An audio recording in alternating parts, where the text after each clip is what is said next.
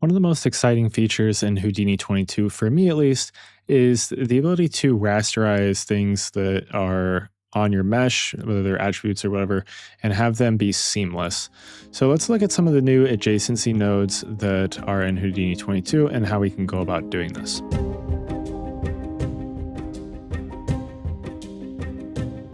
So I'm in a CopNet here. I'm just going to start off. There's actually some like test geometry in here now. So we've got the pig head, we've got the rubber toy, we've got the shader ball, Tommy. We've got some of the different ones here. So we'll start off with the rubber toy, I guess.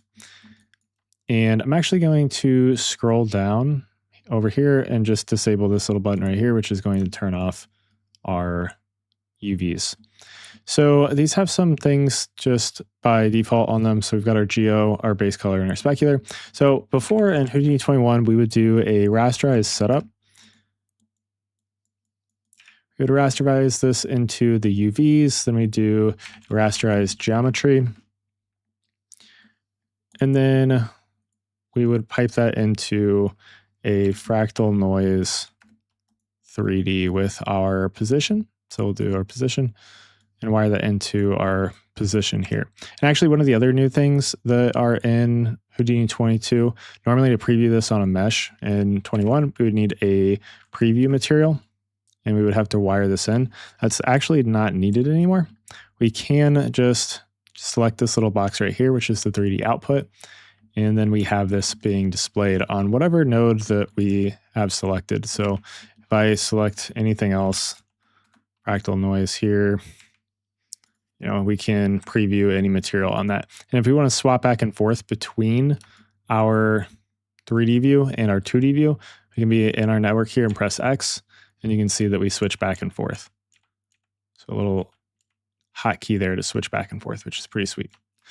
So looking here, this is how we would kind of try to do this before, and we would run into issues. We'd have to do some things to try to get this to clean up. Right, so this doesn't exactly work super well, but with Houdini 22, we have the new adjacency nodes. So we've got this geometry to adjacency.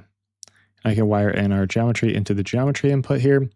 And this is going to give us this little setup right here, which we can then wire into another adjacency node. So this time it'll be the attribute sample with adjacency. And we'll wire in this cable into our adjacency, which gives us a slightly different looking setup here. And then if I make a copy of this fractal noise, I can wire this into our position here, preview this, press X here, and now you can see that we no longer have any of those seams. So we went from this to this, where we have these seams that have now disappeared. And this works for any geometry. So if I just type in like the pig head here, can wire that up here and set our flag there. You can see that we get the same thing there. Versus here, we've got some seams going on. So we get this nice seamless, and this is not a seam, but it's just how the geometry looks.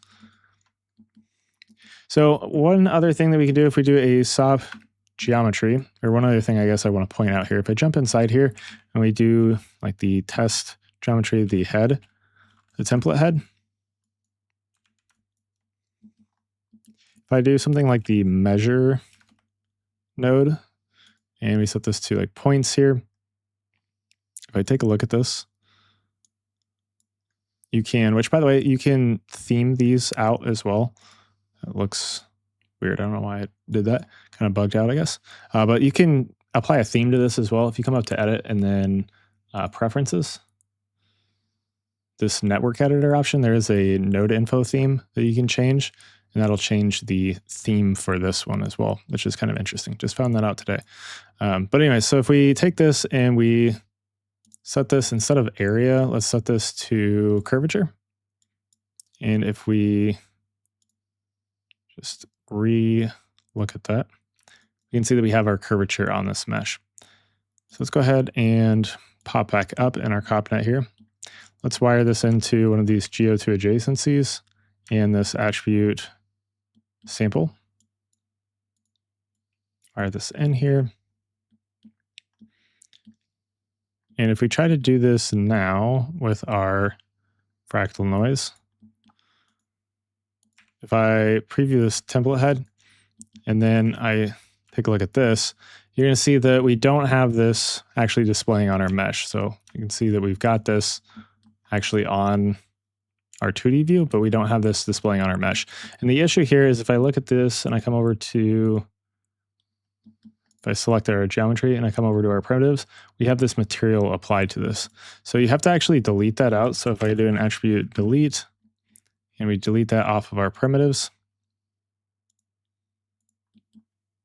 now you can see that we have this actually displaying on our mesh, and I can mess around with the amplitude here.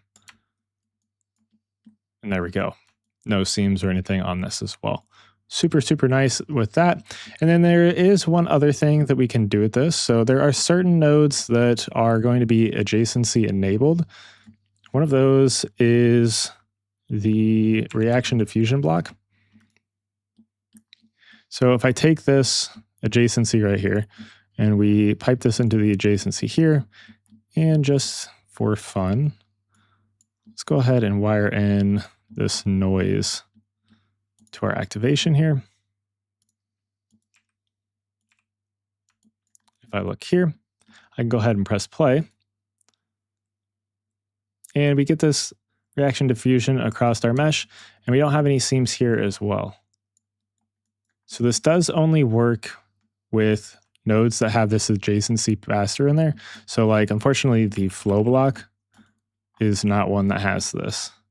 It only has that pass-through. So we can't use the flow block. I'm looking into trying to figure out if there's a way that we can hack around that, but I haven't found it yet. There is the new ripple solver that has that, which we're not going to look at, but I'll just show you that it does exist on here. So there are some nodes that are adjacency enabled.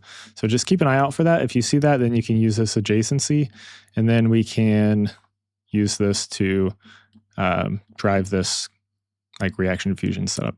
And then we can also, if we take this attribute sample, I'll just make a copy of this one actually. And instead of doing our position here, we have that curvature on our geometry. All right, so if we come back to our points here, we have this curvature. So if we want that curvature actually on, or to be used in SOPs or in COPs, then we can just type in curvature here. And it's going to give me an error. So if you pop this open, it seems like there's some issue with the new node info. But there is an error that pops up here. It's trying to think that this is a float 3. So if we set this to mono, then we get this that is popping up, which is basically exactly what it looked like inside of SOPs here. So we went from that, oops, to this here in COPs. Pretty cool stuff. Just turn, I wonder if that still displays if you hop up. It does. So you can see that's what we get here. So pretty interesting stuff. So you can play around with this and get some interesting results. There's also a couple of other adjacency nodes, which I will take a look at in the future, but I just wanted to cover this because this is kind of the bare essentials to get started with the adjacency. So play around with it, have some fun, and hopefully this has helped you out. Thank you guys for watching. I will be doing a bunch more videos on Houdini 22. So if you want to learn more about some of the new features, definitely stick around and keep an eye out for those. But anyways, thank you guys for watching and have a good day.